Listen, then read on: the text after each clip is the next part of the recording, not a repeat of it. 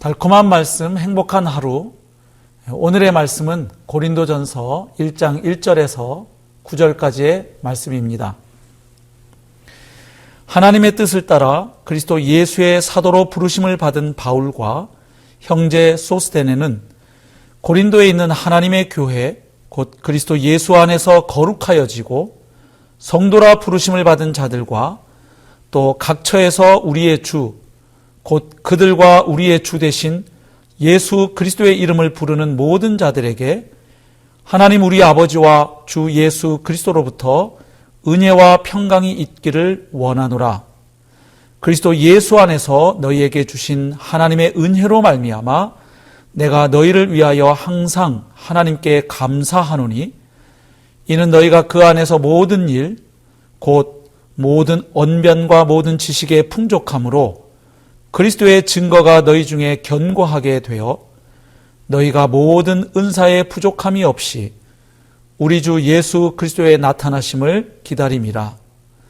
주께서 너희를 우리 주 예수 그리스도의 날에 책망할 것이 없는 자로 끝까지 견고하게 하시리라. 너희를 불러 그의 아들 예수 그리스도 우리 주와 더불어 교제하게 하시는 하나님은 미쁘시도다. 아멘. 오늘부터 함께 묵상할 말씀은 신약성경 고린도전서입니다. 고린도전서는 사도 바울이 3차 전도 여행 중에 에베소에 머물면서 고린도 교회 성도들에게 써서 보낸 편지입니다. 고린도 교회는 사도 바울이 제2차 전도 여행 중에 개척했던 교회이지요. 그때 바울은 빌립보, 데살로니가, 또 베레아, 아테네를 거쳐서 고린도에 도착을 했습니다. 고린도에 도착해서 1년 6개월간 머물면서 복음을 전하고 사역한 결과로 바로 고린도 교회가 개척되었던 것입니다. 그런데 이 교회가 개척되었던 고린도는 조금 특별한 곳이었습니다. 정치적으로 또 문화적으로 상업적으로 아주 중요한 전략적 요충지였던 것이죠. 특별히 고린도는 로마와 소아시아를 이어주는 두 개의 항구를 가진 그런 도시였습니다. 그래서 아주 상업적으로 부유한 곳이었습니다. 그리고 사랑의 여신인 아프로디테 신전이 바로 고린도에 있었습니다. 그래서 그 신전에는 1000여 명의 여사제가 있었고요. 그래서 아주 성적으로 문란한 그런 종교 행위가 이루어졌던 것이죠. 그 밖에도 다양한 신전들이 있었던 곳이 바로 고린도였습니다. 그러니까 종교적으로 상당히 혼합주의가 성행했던 곳이었음을 우리가 알 수 있지요. 그리고 아주 학문이 발달한 곳이었고 무역업이 발달한 곳이었습니다.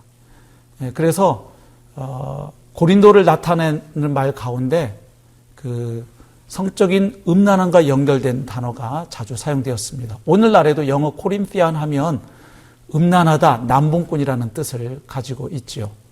바로 이곳에 하나님의 교회가 이제 개척되었던 것입니다. 그런데 그런 지역사회의 영향을 받기도 하고 또 교회 내부에도 문제가 생겨서 고린도 교회에 여러 가지 문제들이 발생을 하게 됩니다. 그리고 그 교회 성도들이 사도 바울에게 교회 운영이나 신앙생활에 대해서 또 질문을 하게 되지요. 그래서 사도 바울은 이 고린도 전서에서 그 교회의 문제점을 바로 잡고자 합니다. 그리고 그들이 질문했던 내용에 또 답변을 해주려고 하는 것이죠. 그래서 결국 바울이 고린도 전서를 기록한 목적은 한편으로는 고린도 교회의 문제점을 교정하고 그리고 그 교회의 질문에 대하여 이제 답변해 주기 위해 기록하였음을 알 수 있습니다. 자, 오늘 본문은 바로 이 고린도 전서의 시작 부분입니다. 근데 바울 서신을 보면 시작 부분은 거의 비슷한 패턴으로 시작을 합니다. 우선 인사의 말이 나오고요. 그리고 그 인사의 말 다음에는 보통 감사의 말들이 이어집니다. 그래서 오늘 본문 1절부터 3절까지가 바로 인사말에 해당하고 4절부터 9절까지가 이제 감사의 말에 해당하는 부분이 되겠습니다. 그래서 인사말도 당시의 전형적인 형식을 따르죠. 바울 당시의 인사말은 보통 발신자가 수신자에게 문안한다, 즉 A가 B에게 문안한다 하는 형식을 띄었습니다. 바울도 그 형식을 따라서 이 편지를 보내는 발신자가 누구인지, 그리고 편지를 받아 읽을 수신자가 누구인지, 그리고 또 그들에게 문안 인사를 건네는 것으로 인사를 하고 있지요. 그래서 발신자를 확인해 보면 예수님의 사도로 부름받은 바울, 그리고 형제 소스데네로 기록되어 있습니다. 아마도 이 소스데네는 사도행전 18장에 나오는 그 고린도 지역의 회당장이었던 그 사람으로 보입니다. 바울은 그를 가리켜 형제라고 부르고 있네요. 자, 그리고 이제 이 부분에서 중요한 부분이 수신자 부분입니다. 바울이 교회를 어떻게 정의하고 있는가 하는 부분이 중요한 것이죠. 2절 보면 바울은 한편으로는 하나님 편에서 또 한편으로는 사람 편에서 교회를 정의하고 있음을 보게 됩니다. 먼저 하나님 편에서 보면 고린도 교회는 그리스도 예수 안에서 거룩하여지고 성도라고 부르심을 받은 자들입니다. 자, 여기에서 거룩하여진다, 부르심을 받는다 하는 말은 전부 수동태입니다. 그러니까 교회를 형성하는 데 있어서 하나님의 주도권을 잘 보여주고 있는 것이죠. 교회를 이루고 형성하시는 분은 하나님이심을 알 수 있습니다. 그리고 교회의 목적이 무엇인지를 알게 되죠. 다시 말해서 하나님이 왜 교회를 만드시는가, 부르시는가 하는 것입니다. 하나님 자신이 거룩하신 것처럼 하나님께서 부르신 사람들을 하나님처럼 거룩하게 하기 위해서 그들을 불렀음을 봅니다. 이렇게 초두부터 교회의 거룩성이 강조되는 이유는 고린도 교회의 거룩함이 무너졌기 때문이지요. 자, 그리고 사람 편에서 이렇게 정의합니다. 각처에서 우리의 주, 곧 그들과 우리의 주 되신 예수 그리스도의 이름을 부르는 모든 자들이 교회입니다. 그러니까 하나님의 부르심에 사람들이 믿음으로 반응할 때 교회가 생기는 것이죠. 그러니까 하나님의 부르심에 우리가 믿음으로 반응하는 사람들, 특별히 예수 그리스도를 주님으로 믿고 고백하는 사람들이 교회입니다. 그런데 여기에서 각처에서 그렇게 예수님을 부르는 사람들이라고 말하죠. 그러니까 고린도 지역을 뛰어넘어서 모든 곳에서 예수 그리스도를 주님으로 믿고 고백하는 사람들의 모임을 교회라고 하는 것이죠. 여기에서 교회의 보편성과 또 포괄성을 보게 됩니다. 자, 그리고 바울은 이제 그 수신자들에게 은혜와 평강이 있기를 축복합니다. 그리고 나서 이제 4절부터 9절까지는 감사의 말을 하고 있지요. 바울이 고린도 교회 성도들로 인해서 감사하는 이유는 한마디로 말해서 그 교회에 베풀어 주신 하나님의 풍성한 은혜 때문이었습니다.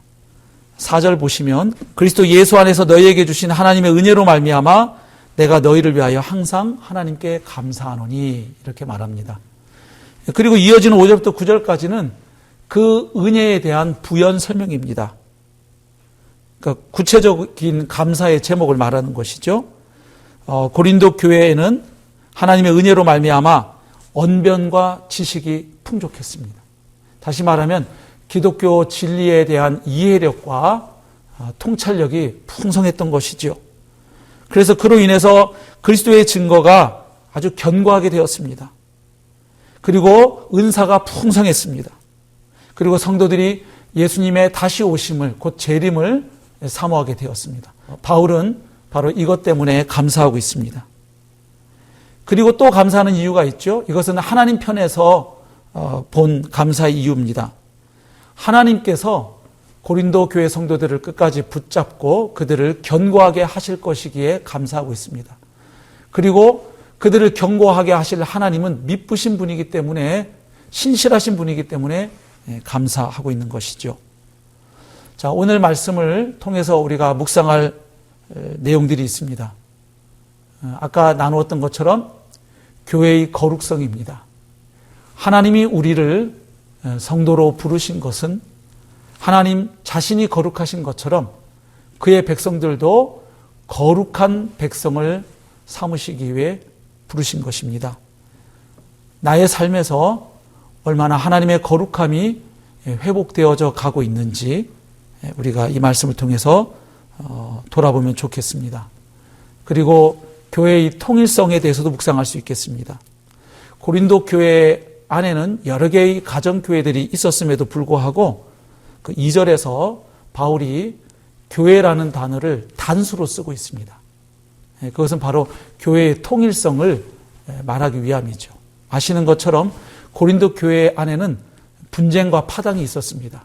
그래서 이렇게 초두부터 교회가 그리스도 안에서 하나됨을 이루어 가야 할 것을 우리가 보면서 교회의 하나됨을 위해 내가 어떻게 헌신하고 기도하고 있는지 돌아볼 수 있겠습니다.